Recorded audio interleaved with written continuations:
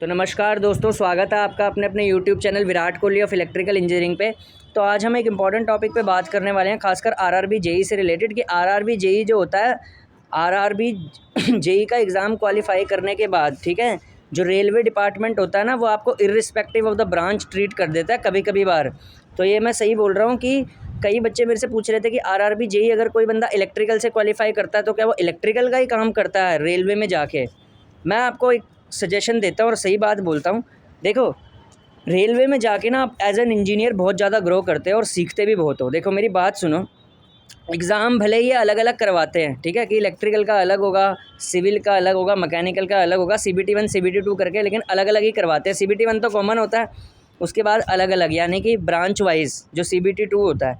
लेकिन रेलवे में as a JEE electrical भी जाते हो और मैकेनिकल भी जाते हो ना, तो रेलवे आपको एक ही इंजीनियर ट्रीट करता है। ये सही बात बोल रहा हूँ मैं, ठीक है। आप देखोगे जेई इलेक्ट्रिकल का बंदे को मैकेनिकल का भी चार्ज मिल सकता है रेलवे में जाके, ठीक है। तो ऐसा कुछ नहीं है, लेकिन वो ट्रेनिंग पे आप सीख जाओगे एक बारी जो काम करते हो, ठीक है।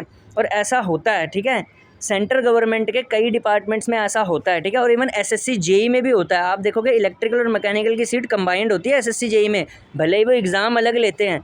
जैसे MES में नौकरी लगती है ना, तो जो नाम होता है ना पोस्ट का, वो E&M होता है MES के अंदर, मिलिट्री इंजीनियरिंग सर्विसेज के अंदर। मैं ये एग्जांपल लेके बोल रहा हूँ, जैसे एसएससी जेई में होता है ना, एसएससी जेई में भी कई पोस्ट बॉर्डर रोड ऑर्गेनाइजेशन में भी कंबाइंड है इलेक्ट्रिकल मैकेनिकल की, यानी इलेक्ट्रिकल का बंदा इलेक्ट्रिकल के साथ साथ मैकेनिकल का भी चार्ज ले सकता है, ठीक है। तो आप मान के चलो कि रेलवे में भी ऐसा होता है, ठीक है। और कई मेरे फ्रेंड्स काम करते हैं, वो बता रहे थे कि रेलवे में भी ऐसा हो जाता है कि कभी कभार अगर सीट मान ले मैकेनिकल के बच्चे कम हैं तो इलेक्ट्रिकल वाले को भी मैकेनिकल का चार्ज दे देते हैं वहाँ पे, ठीक है। और यानी कि इलेक्ट्रिकल वाला भी मैकेनिकल सेक्शन में जा सकता है और मैकेनिकल वाला भी इलेक्ट्रिकल सेक्शन में आ सकता है, ठीक है।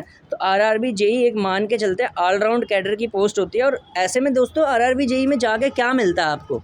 इंजीनियरिंग का फील मिलता है। आप सिर्फ अपनी ब्रांच तक रिस्ट्रिक्ट नहीं रहते, आप वहाँ पे दूसरी ब्रांचों में भी पोस्टेड हो सकते हो। तो दोस्तों आप एक इंडस्ट्री ओरिएंटेड इंजीनियर बनते हो रेलवे में जाके। सही बात है, रेलवे का एडवांटेज होता है, आप रेलवे में सिर्फ ऐसा एक एक इंजीनियर बन के नहीं जाते, आप एक इंडस्ट्री ओरिएंटेड इंजीनियर बन के निकलते हो जब रिटायर होते हो। तो आरआरबी जेई आज भी बेस्ट माना जाता है, इसी कारण से आप वहाँ पे बहुत एक्सपोजर लेते हो। सही बात है, मेरा एक दोस्त था, जब पहले आई थी उस टाइम तो मैं कॉलेज में ही पढ़ा करता था, जब पहले वैकेंसी आई थी ना, तो जब ये आई थी रेलवे की, तो जब वो जेई लगा था रेलवे में, तो उसकी ऑलराउंड कैडर की थी पूरी की पूरी, यानी कि शायद वो किया उसने इलेक्ट्रिकल से था, लेकिन जब उसने पोस्ट प्रेफरेंस भरी थी तो उसका जो जॉब था वो मैकेनिकल डिवीज़न में लगा था। तो कह रहा था वहाँ पे मैकेनिकल के भी काम था और उसको इंचार्ज उसका भी चार्ज दिया था। तो ऐसे भी हो जाता है, ठीक है। लेकिन आप ग्रो करते हो, आपको अपनी ब्रांच का तो करने को मिलेगा ही मिलेगा, साथ में अगर दूसरी ब्रांच का भी सीखने को मिल जाता है तो देखो आपका एक्सपोजर किस लेवल का होता है। तो मैं ये बता रहा था कि रेलवे जो होता है एंट्रेंस एग्ज़ाम तो अलग अलग तरीके से लेता है, लेकिन बाद में ना इलेक्ट्रिकल और मैकेनिकल इंजीनियर को एज अ सिंगल ट्रीट करता है वो कई कई जगह पे। हाँ, वो अलग बात है, किसी को TRD मिल गया, जैसे ट्रैक डिस्ट्रीब्यूशन सिस्टम मिल गया, तो वहाँ पे तो सिर्फ इलेक्ट्रिकल का ही काम होता है, तो इलेक्ट्रिकल का ही काम करोगे आप। लेकिन कई कई इसमें कॉमन भी हैं डिपार्टमेंट्स, ठीक है। तो ज्वाइनिंग के बाद आपको अगर कॉमन वाला मिला तो वो भी मतलब उसमें भी जा सकता है बंदा, ठीक है। तो रेलवे सिर्फ एक एक विंग तक रिस्ट्रिक्ट नहीं है दोस्तों, ये बहुत मतलब कह सकते हैं ये इंजीनियरिंग का ब्रह्मांड है, ये बोल सकते हो आप। कई डिपार्टमेंट्स होते हैं इसके अंदर, TRS अलग होता है, TRD अलग होता है, ठीक है, जनरल सर्विसेज अलग होती है, ठीक है। और मतलब एडमिन का भी काम हो सकता है, ठीक है। और मतलब यार कमाल है अगर किसी को मिल जाता है तो, मतलब यहाँ पे एक्सपोजर बहुत तगड़ा मिलता है, ठीक है। तो कुछ ऑर्गेनाइजेशन होती है जहाँ पे इंजीनियर बहुत ही तगड़ा बन के निकलता है, एक्सपोजर इंडस्ट्री ओरिएंटेड, ठीक है। जैसे एक DDA नाम का फॉर्म आता है, तो DDA में भी जब कोई बंदा जाता है ना, तो अपनी ब्रांच के साथ साथ कई ब्रांचों का एक्सपोजर मिल जाता है साथ में।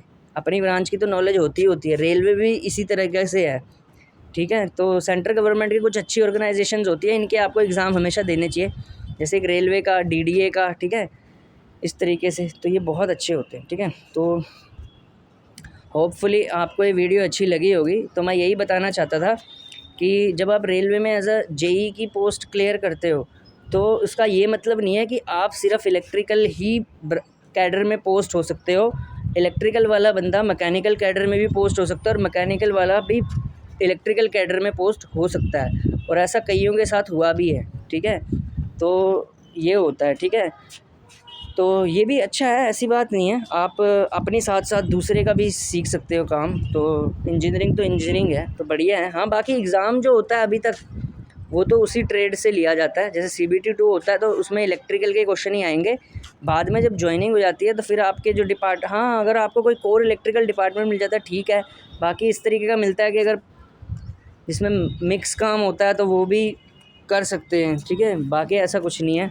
ठीक है, और अच्छा है। ठीक है, तो ये मान के चलो कि रेलवे जो होता है JEE इलेक्ट्रिकल और मैकेनिकल को एक ही ट्रीट करके चलता है बाद में जब ज्वाइनिंग हो जाती है।